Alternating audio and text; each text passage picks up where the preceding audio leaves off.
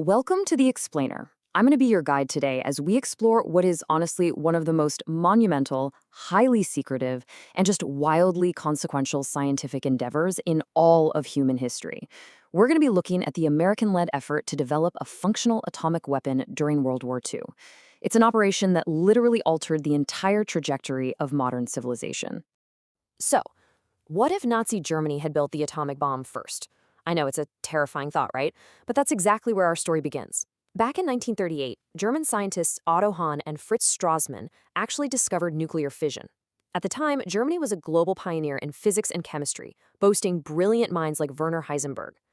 So the realization that Nazi Germany was actively exploiting this massive new energy source from uranium, well, it sparked just absolute existential dread among scientists all over the world. Okay, let's dive right into this.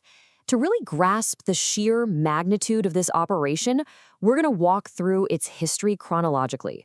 We'll start with that initial race against Germany, explore the staggering industrial mobilization, uncover the intense espionage going on behind the scenes, witness the very first test, examine the weapon's deployment in Japan, and finally, take a look at the world it left behind. So, Chapter 1, The Race Against Time and the Origins of the Atomic Threat. Things escalated with terrifying speed. Following that 1938 discovery of fission in Germany, exiled scientists desperately tried to sound the alarm. Then, in December 1941, the Japanese attack on Pearl Harbor forced the United States into World War II. At that point, it was no longer just some theoretical fear. The U.S. needed an atomic device before the Axis powers could deploy one. And so, in 1942, the Manhattan Engineer District was formally authorized. The urgency back then really reached a boiling point in August of 1939. Physicist Leo Szilard actually drafted a letter which was then signed by Albert Einstein, directly warning President Franklin D. Roosevelt. They explicitly laid out that the Germans were working on a weapon so devastating that a single bomb, just carried into a port by boat, could destroy the entire thing. This letter was the absolute crucial catalyst that pushed the U.S. government to jumpstart its own research. Which brings us to Chapter 2, Mobilizing the Manhattan Project, or as I like to think of it, engineering the impossible. To claw back Germany's perceived head start, President Roosevelt pulled out all the stops. I mean, the scale of the Manhattan Project was absolutely unprecedented. At its peak, it employed nearly 130,000 people and commanded a budget of $2 billion. To put that into perspective, that's the equivalent of about $28 billion today. And over 80% of that massive budget went straight into building and operating brand new, enormous industrial facilities. To run this beast of an operation, the government brought together two radically different men. It's almost like a classic odd couple pairing. On the military side, you had General Leslie R. Groves, a highly decisive, authoritarian engineer who, by the way, had just finished building the Pentagon. Groves then made a totally unorthodox choice for his scientific director, J. Robert Oppenheimer. Oppenheimer was the sensitive, deeply philosophical, theoretical physicist from Berkeley. But despite their completely opposite personalities, this duo drove the entire project forward. Now, Groves knew they couldn't just build these weapons in the middle of a major city, so they literally built secret towns from scratch. Oak Ridge, Tennessee was set up to enrich uranium. Hanford, Washington housed the world's very first industrial-scale nuclear reactors to produce plutonium.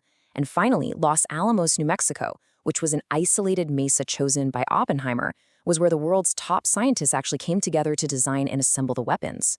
And the crazy thing, most of the thousands of workers at these sites had absolutely no clue what they were actually building. All right, let's look at Chapter 3, Science, Secrecy, and Spies, the Hidden Arms Race. The scientists were actually wrestling with two completely different bomb designs at the same time.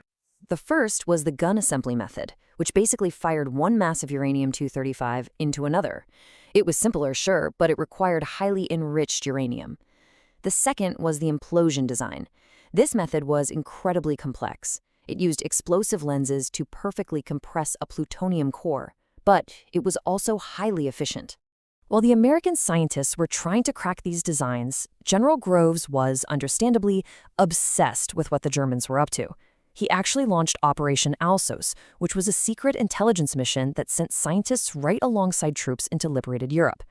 They even went as far as bombing a German uranium plant just to keep the materials out of the hands of the advancing Soviet army. But when the Alamos team finally captured the key German scientists, they discovered a stunning truth. There was no Nazi bomb, just a rudimentary, barely functioning reactor. But just as the German threat evaporated, a totally new one emerged, and it came from within. The tightest security on Earth was breached, not by the Germans, but by an ally. You see, the Soviet Union had launched a massive espionage campaign. A brilliant physicist named Klaus Fuchs, who worked directly in the highly secretive theoretical division at Los Alamos, was secretly a communist and a spy. He handed the Soviets detailed implosion bomb designs, which saved them an estimated 18 months of research. Moving on to Chapter 4, the Trinity test, and unleashing the gadget.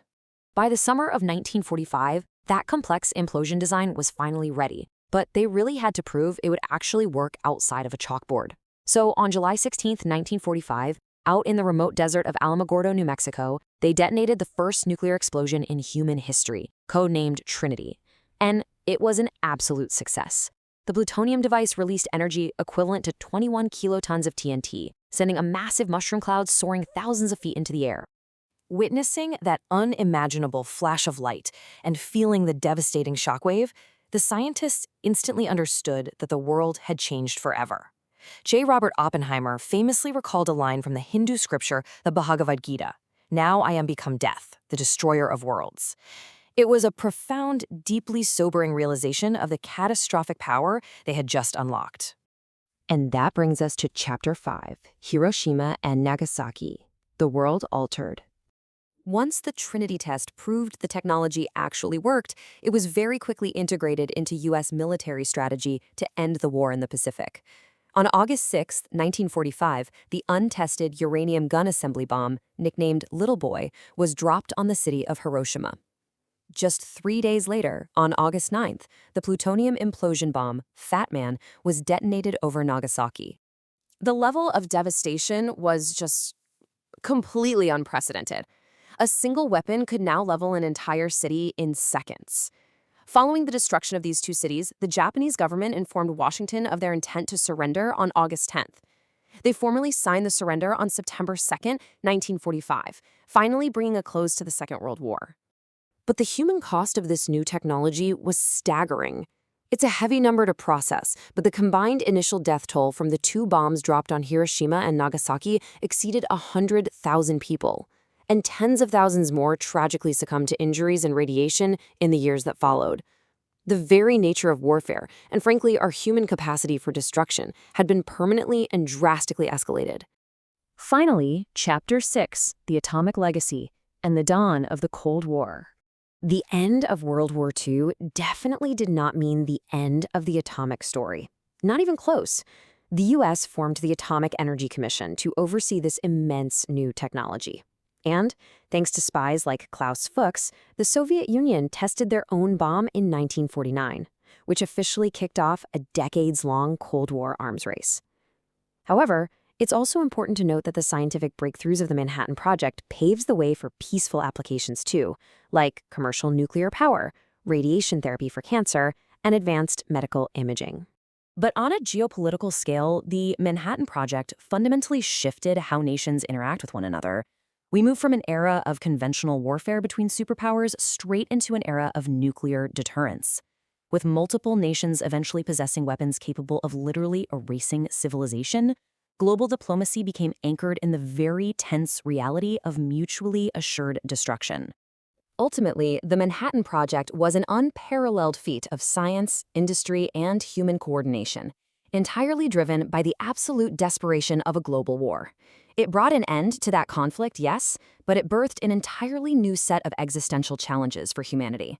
As we look at the world today, the legacy of those brilliant scientists in the New Mexico desert leaves us with a profound, lingering question. How do we continue to manage the immense, world-destroying power they unlocked? Thank you so much for joining me on this explainer, and keep questioning the history that shapes our world.